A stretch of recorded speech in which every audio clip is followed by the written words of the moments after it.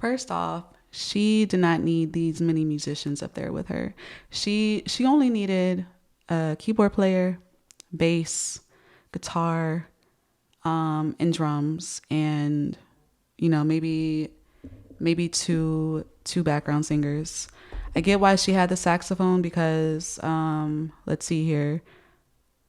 Rolling Down My Face has a saxophone in it. But I mean, she didn't need these many musicians up there. It just seems like it was kind of all over the place just because they were playing too fast. And so she felt like she had to keep up. And then it was another part where they were playing, I think it was, what was it? It was Talking to Me or Why Don't We Fall in Love? One of those songs, it was in a higher key. The singers were too loud. I can't remember which one it was, but it sounded like it was coming from her. It sounded like it was coming from her. It just seemed like it was kind of like all over the place, in my honest opinion. But I did like how she, changed some of the notes. And again, if I sound funny, it's because I have my retainers in. So that's why. Wishing we could read minds. I like how she did that. Don't wanna let our feelings show. So even if you say you don't understand, I'm willing to give as much time as I can. Cause every time reminds me. See, that's the problem. I don't know. I didn't hear that at first because I already watched this with my husband on Saturday. But this part right here.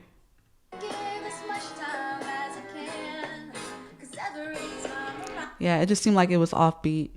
But I definitely wanted to address the criticism. So the thing about Amerie is she only had two albums out. The one that came out in '02 and the other one that came out in '05.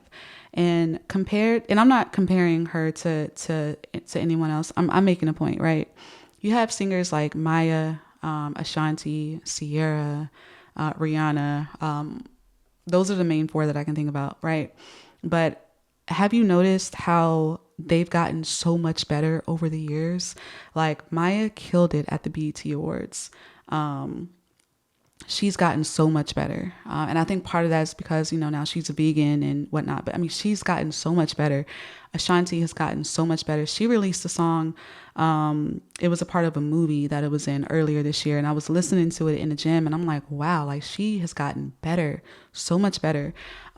Sierra gotten so much better. Now, when Rihanna came out and everyone was saying how she couldn't sing and whatnot, but I mean, I always heard the potential even as a teenager way back then, and she's gotten so much better. Her voice really just strengthened. And the thing about Amerie is, well, she only had two albums. Oh, Sierra too. I forgot about Sierra. I don't really listen to Sierra's music like that anymore, but Maya, Sierra, Ashanti, Rihanna, and whoever else was around during that time. She's gotten so much, they've all gotten so much better, but Amerie, she only had two albums. So she never really had the chance to develop as a vocalist and as a singer and, as an artist, because she never, it seems to me, she never really had the right team behind her to really push to give her those vocal lessons and all those types of things, and so that no one's talking about that. And even the Beyonce worshipers, yeah, I said it, the Beyonce worshipers, like, I mean, Beyonce, she has the right team behind her. It's mainly a lot of Beyonce worshipers, saying these things about her, but I definitely want to say everyone talking about how she's not a powerhouse vocalist. Here's the thing. There's a difference between being a singer and a vocalist. What makes a singer a vocalist what makes a singer a vocalist has nothing to do with having the most powerful voice or the biggest voice, right? What makes a singer a vocalist is being able to use what they have and tell a story. You think of Sade, you think of Norah Jones, you think of Cleo Soul, me even. They're not powerhouse. We're not we're not powerhouse vocalists, but it's how you use your instrument. You know, a vocalist has, you know, they have control over their pitch, breath, and dynamics. And now, you know, there's going to be times where you're singing live and you might be, you know, flat or sharp, and that's okay, right? But God forbid, like, geez, it happens, you know. But I definitely wanted to like emphasize on that, like, you know, just because you don't have the most powerful voice, it does not make you not be a vocalist, if that makes sense. Um, yeah, I just wanted to talk about that because it just seemed, I keep hearing, oh, well, Amerie's not a powerhouse vocalist, da da da da da. Well, neither is Sade, right? But y'all love Sade. Neither is Cleo Soul, but y'all love Cleo Soul. So I just wanted to talk about that. Let's keep going.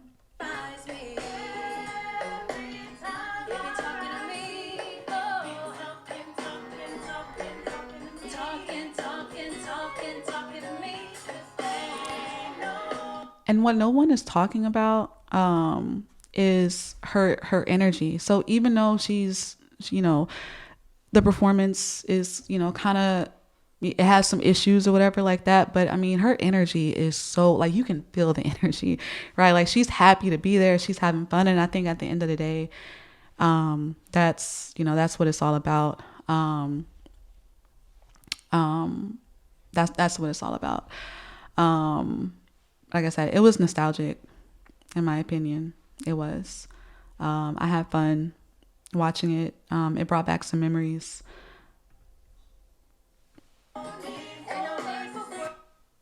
Thank you so much for having us here today. That's number one. It feels so good to see each and every one of your faces. It's like, they're excited. And of course, the legendary, amazing backyard band. Oh, that's really who people came to see. Free to, you know, I'm about to sing along. I'm sure there were some rules. You can hum along or something, but you can dance. And I don't know why though, but it just seems like to me, like those intimate shows are so much, those intimate shows are so nerve-wracking, in my honest opinion. Like I've done so far in the summer of 2023, and that was so nerve-wracking. I did, you know, so I did other shows similar to So Far, and they were so intimidating compared to the shows where I sung for people, audiences of audience numbers up to like 500. I wasn't nervous during those shows. I don't know, something about these types of shows makes me more nervous. I think it's just because it's so up close and personal, and the audience is like right there in your face.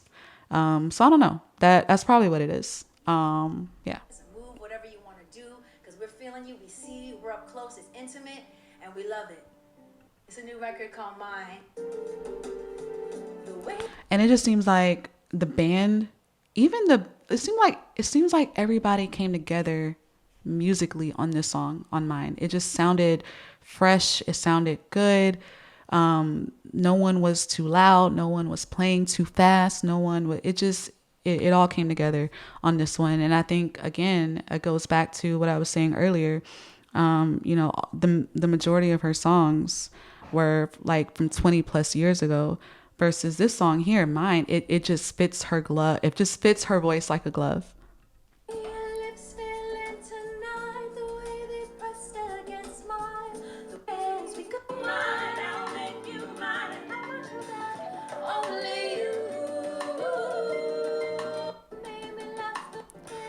There's a certain note that she hit that was so amazing.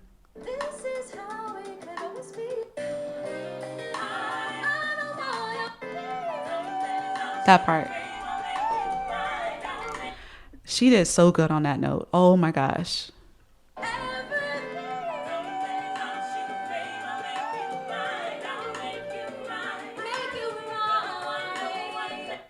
And here's my problem.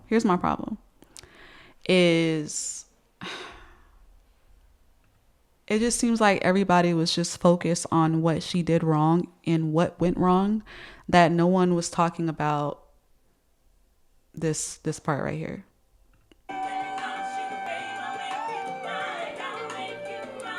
Like she killed that note. She killed that note. And this is just a reminder that it just seems like everyone just found something negative to say, and they ran with it. And that's sad because she definitely had some moments in there where she definitely killed it. Um, but yeah, it was nostalgic. I loved it. Again, Amerie, she never really got the chance to fully develop the way her peers did. I think if Amerie had the right team, the proper vocal training, and the constant branding, she would have been a more refined performer and even a more refined vocalist. The raw talent is there. We know that, right? But it wasn't. It never. No one really took the time to really help grow that talent be what it could have been. But here's the truth. I think Amerie's Tiny Desk performance, it wasn't perfect, but that's what live performances are. They're not going to be perfect like the recording. They shouldn't, right? But it was honest, it was nostalgic, and it was brave. She didn't hide behind auto-tune or pre-recorded vocals. She showed up the way she showed up as she is, right? And I think that deserves way more respect than anything. But yeah, I definitely want to hear from you. Like I said, I'm not gonna watch the whole thing because I already watched it. My take on it is that the band, she didn't need those many musicians. The singers were off.